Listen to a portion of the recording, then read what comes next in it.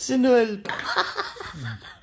Naglaga. Sabi ko, papaglaga mo kung 3, 4 itlog. See? Nakita nyo guys ang paglaga? Nilaga niya. Kasama pati yung Huwag nyo tatanggalin yung tray. Butasan nyo lang yung tray sa Butasan nyo lang yung tray sa ilalim.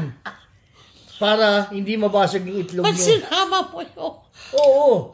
Ito ang paraan para hindi mabasag yung itlog.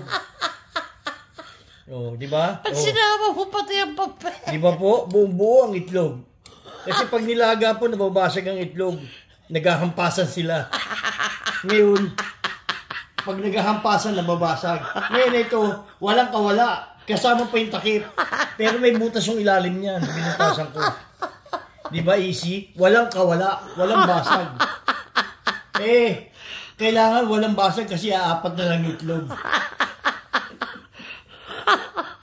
Sira ulo. Napakaingat. Bilog na bilog. Ganyan po ka-easy, oh. Tayo ko ng picture. Ilalagay niyo lang po ng... Nadali, huwag ka magalaw. Huwag ka move. Lalagay niyo lang po ng lalagay niyo po ng tray. Yung tray po, bubutasan niyo po sa ilalim. Yung tray, bubutasan niyo sa ilalim para... Tapos saka niyo lagay yung itlog, lagay niyo ng tubig. Walang kagalaw-galaw ang itlog. Sige na, kalokohan mo.